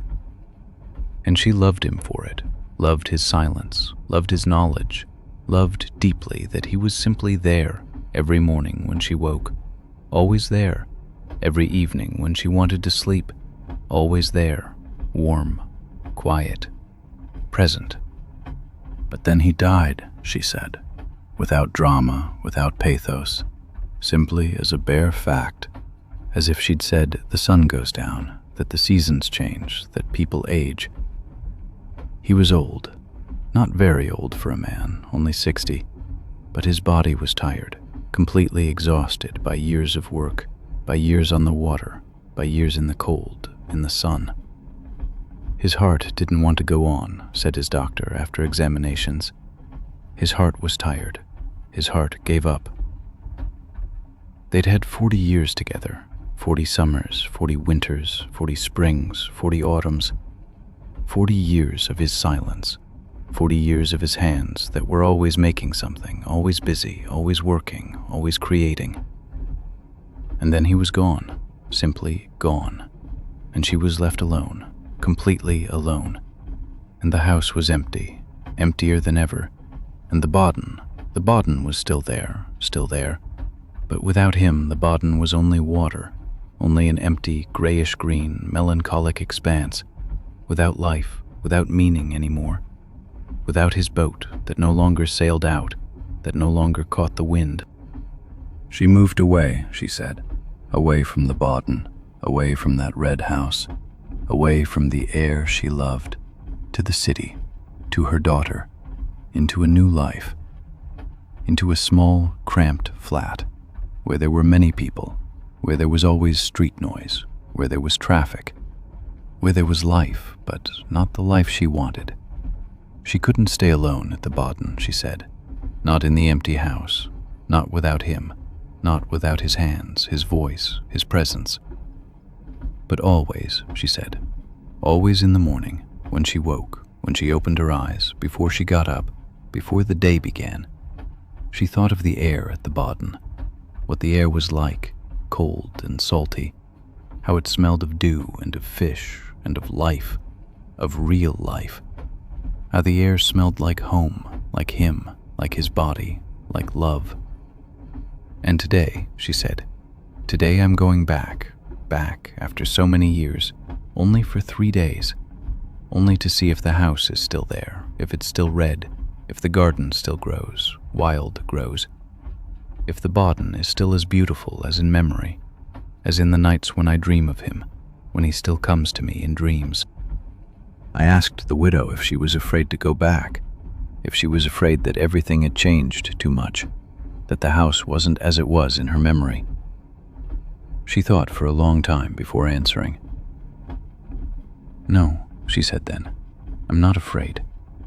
If everything has changed, if the house has fallen apart, if the garden has run wild, then that's all right. It just means that he too, that the Bodden too, has surrendered to time, that places age too, that locations pass away. But, she said, but the memory of him, the memory of us, that won't change. That will always be beautiful, always be new, always be true. She said all this very calmly, very composedly, very disciplined, and I could feel it was painful, that she hid this great pain well beneath words, beneath facts, beneath ordinariness. I asked her gently if she thought she would stay in the old house by the Bodden when she got there. She shook her head slowly, very slowly. No, she said with a clear voice. No, I'm too old to be alone. I've grown too accustomed to the family, to my daughter, to her children who are around me. I'll go back to my daughter after 3 days, to the city, back to the warmth of family, to the bustle, to the noise, to life. But, she said then, and then she looked at me directly with eyes that were old but clear. But I'll leave part of myself there by the Bodden, in that old red house, in the garden, in the boat that still waits, in the air salty and cold. And as the train slowly, very slowly, brought Greifswald closer, ever closer, as the widow grew quieter, very quiet, almost invisible, as her eyes slowly, gently closed, very softly, like a door closing, I understood something deep, something profound that opened my heart, that changed my understanding forever. Home isn't a place, not geography, not map, not found on earth. Home is a person you love, a person with whom you share years, with whom you are silent, with whom you sleep, with whom you grow old. Home is a story with a person that you never forget, never, that you remember new every day, that you'll carry until the end. And when that person is gone, then home is gone too, but not completely gone, never completely gone, not really, but transformed, completely transformed into memory, transformed into grief, transformed into melancholy, transformed into love, into pure, unsullied love, unshakable love, that's still there, everywhere, that will always remain. As long as we still breathe, as long as we still think, as long as our heart still beats, as long as we still dream, as long as we live. I met the Oyster Fisher on the line from Zult to Westerland via Nibel on an autumn evening when the air was salty, saltier than usual, thick with sea salt mist, and the sky had already begun to change color, turning orange, turning red, red like blood. He was a man of medium height, sunburned like a ship that had sat in the sun for decades, for a lifetime in the salty sun, with eyes that were green like the North Sea in summer, like grass dancing in the wind, like the color of hope. He sat beside me and began to speak at once, without the usual shyness, without the usual caution. It was no hesitation, no politeness. Oyster fishers are like that, he said himself. We live with the sea, and the sea doesn't wait for courtesies. The sea knows no patience. The sea does its work, and we follow, or we die. His hands were scarred, deeply scarred, hardened by decades, practiced, grown tough from dealing with sharp-edged shells, with rough stones, with salt water that rusts, that spoils, that attacks whatever it touches, every day, every hour, every breath. He told me about his life on the tidal flats, on those flat, wide expanses of sand that were underwater most of the time, submerged for most of the day, but that became dry twice a day at low tide, when the sea withdrew almost majestically, as if God were opening a window, when the sand flats became free, when new landscapes emerged, new continents, continents that existed only briefly, continents that would be gone again tomorrow, submerged again. That was his workplace, he said with pride, with great pride. The greatest, most natural factory in the world. Free, constantly renewed, almost endless, sublime. Only limited by tide, only determined by moon and time and patience. The oysters, he said, and his voice changed, became deeper, respectful. The oysters aren't easy to find. They're masters of hiding, of camouflage. They sit beneath other shells, beneath algae, beneath stone and black mud, everywhere and nowhere. You have to know them, you have to understand, you have to know where they love, where they prefer to live, where the current brings them, where the water is salty enough, where the rocks have the right warm temperature. He'd learned these places in 40 years of work, knew them like a man knows his own home, knows his own body, knew every corner, every nuance, every season, every change, every secret. The smell of salt water grew stronger as we drew near Zult, as we approached the sea. I asked him how long he'd been an oyster fisher, and he said 36 years, started as a boy, before he even had to shave. His father was also an oyster fisher, and the father before that, back to some great-grandfather whose name he didn't even know. The family, the tidal flats, the sea, those were one, he said, all together, mixed, interwoven, like the oysters interwoven with the mud. He didn't know how to live any other way, he said, couldn't imagine it. The flats were his classroom, his church, his home. The flats had taught him everything he needed to know. The rhythm of life on the flats, that was something I didn't know, something I could barely understand. Something outside my normal experience, as distant as another planet. Ebb and flow. Those two simple words determined absolutely everything. Work, sleep, eating, intimacy, dreams, thoughts, everything. You weren't free, not really. Not the way city people were free. Not the way people today imagine freedom is. You were a slave to the sea, servant to the moon, which controlled the tides, which commanded without asking, whose orders you had to follow because that was the law. But that wasn't meant bitterly, not with resignation, not sadly, not in despair. No, that wasn't the tone at all. On the contrary, said the oyster fisher, with genuine passion in his voice, a passion that was old, 100 years old. That was the only true freedom. The only real freedom.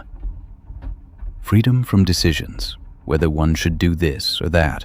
Freedom from the restless, greedy, neurotic striving for new things, for better things, for different things, for more. You worked when the ebb came, with full strength, with great purpose, with a purpose that couldn't be bought. You rested when the flood came, completely, totally, absolutely, without guilt, without modern neurosis. That was enough. That was all you needed. That was the whole life, and that was more than enough. He described to me the moment when the oysters came from the mud of the flats, from the darkness, from the depths, when you pulled them up with blue, muddy hands, when you cleaned them, when you opened the shell, carefully because oyster shells were sharp, cutting, because the oysters wanted to resist, because they didn't want to die, which I could understand. But that too was rhythm, he said passionately. That too was a proper, real life. You worked, you saw the result, the oysters, perfect ones, glowing golden. that you carried to market, to restaurants, to people. He also told me about the bad days. The days when the oysters were sick, when the red tide came, when algae poisoned the oysters, when the workers couldn't work, when the sea said no. That happened sometimes, he said. Not often, but sometimes. And then you waited. Then you accepted. That was also part of the rhythm. That was also life. The oyster fisher wasn't just a man who caught oysters.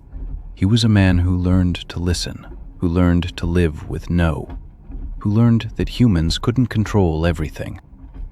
And people ate the oysters.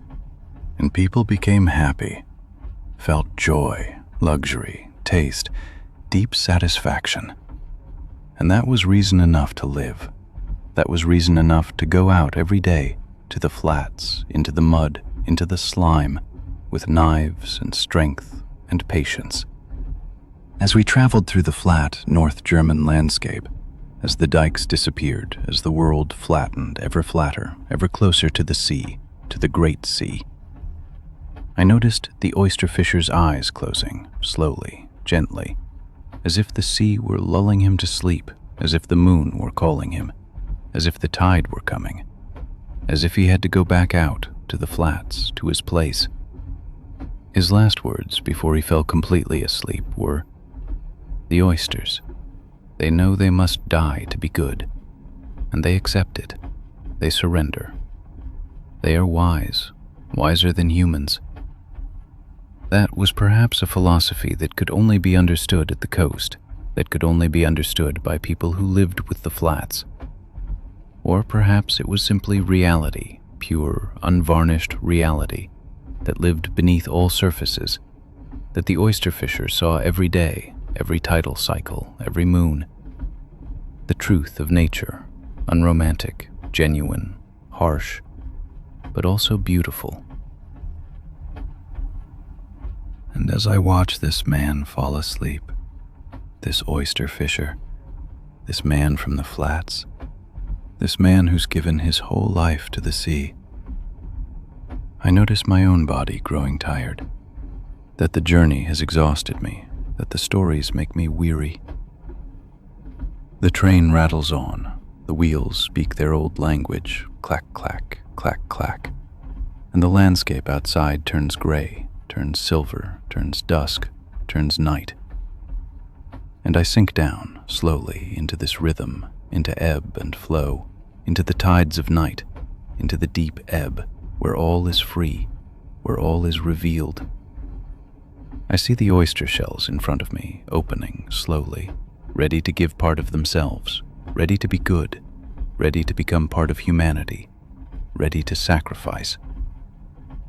And I am the same. I open myself, I sink down into the black mud of dreams, into the darkness, into the salty water of sleep, into the flood that carries me, warm, salty, eternal, like home, like home. I met the Old Mountaineer on the journey down from Zermatt to Visp, coming slowly down through the mountain landscape, which was autumn, red and gold and dark brown, red like blood, gold like life, brown like earth. He sat opposite me, a large man, perhaps 75, perhaps older, with eyes that were blue like glaciers, like ice that's thousands of years old. His hands were large as shovels, like tools, like hands that grasped rock, that pulled people, that held ropes. He wore a dark suit that fit well, quite an elegant suit, but his hands told a different story. They were dark brown, wrinkled, with deep lines like mountain slopes, with scars, with the marks of a life lived outdoors, high up, on the mountains, on the glaciers, on the ridges, where the wind tears at everything. He looked out the window the whole time, and I could see he wasn't merely looking. He was seeing something I couldn't see, a story in every mountain, a memory in every ridge.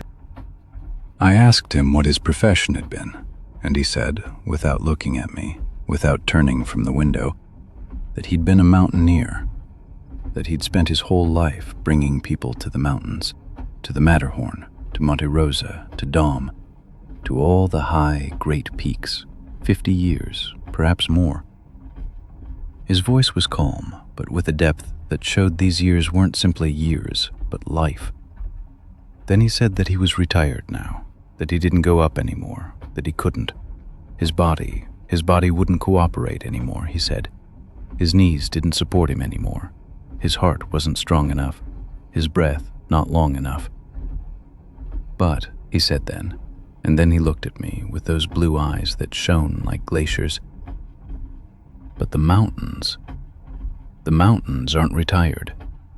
The mountains haven't grown old. The mountains are exactly as they've always been, young as ever, cold as ever, large as ever. Only I have grown older. Only I have grown weaker. The mountains are still waiting. It was a strange way to say it, and it touched me deeply. This truth, this melancholy in his voice. He told me what it was like to lead people to the mountains, year after year, peak after peak. What it was like to walk over glaciers, over crevasses where you could fall, where death waited. What it was like to walk narrow ridges where there was room for only 1 foot, where a mistake wasn't forgivable, where a mistake was death. He said it wasn't physical strength that mattered most. No, how many strong men had died, how many young, muscular men lay in crevasses. It was patience, he said. It was knowledge. It was love for the mountain. This unconditional devotion, almost like reverence. You had to love the mountain, he said, to be able to respect it, to live with it, to work on it. You had to understand that the mountain was older than you, older than all humanity, older than any civilization.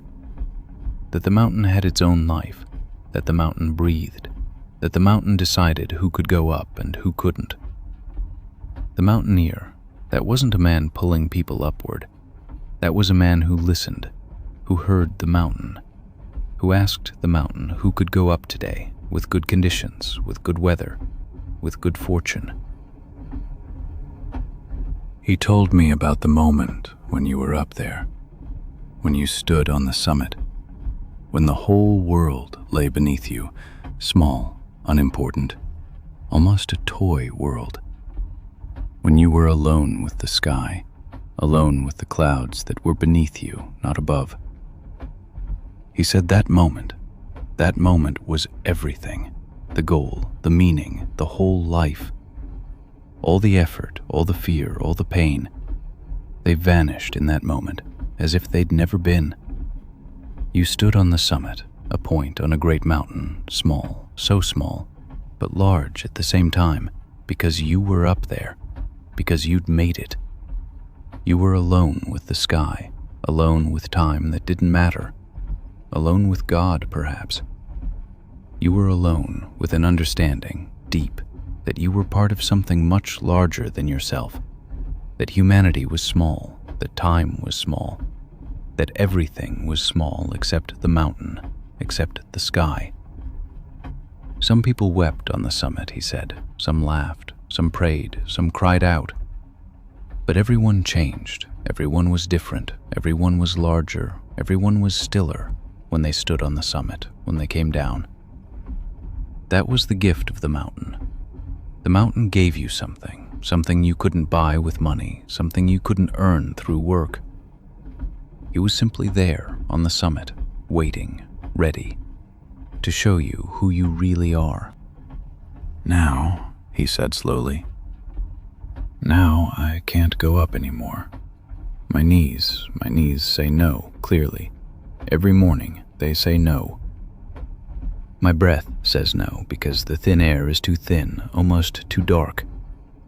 My eyes say no because the altitude makes it so I can't see properly, so the world blurs.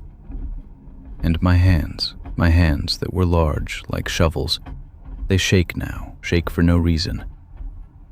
The mountains are too high for an old man, too strong, too unjust. But, he said, and his voice grew even quieter, I sit here in the train and I see the mountains outside, all these mountains I know that I've loved. And I'm still up there, still on the summit, still in that moment, in that pure, perfect moment where everything made sense. The memory hasn't grown old, hasn't grown weaker. The memory is always young, always brave, always up there on the summit, with the whole world, all of humanity, beneath me, small. And that's enough. That's more than enough. That's everything I need to go on living, to know that I lived, that I was up there. As the train descends, ever deeper, as the mountains grow smaller, as we go into the valley, into the warm plains, into the world, I think of all the people, hundreds, perhaps thousands, that this man brought to the summits, of all the moments up there, of all the changes he brought about, without knowing it, without intending it, simply through his presence, through his knowledge, through his love. He was simply there, a quiet presence, a leader, a guide, a man who heard the mountain and understood it, who spoke with the mountains, without words. And now he sits, quiet, still, and looks out at the mountains he sees from the train that he can no longer reach, but that he still sees, still hears in his heart, still feels in his bones, in his hands, that still know how to climb. My eyes grow heavy, heavier, as I watch this old man, as I see the mountains outside passing by, as I understand that not everything that ends really ends. Some things remain, live on in you, stay up there on the summit forever, waiting for you. And you're there too, always too, even when your body is down in the valley, even when your body grows old, even when your body can't anymore.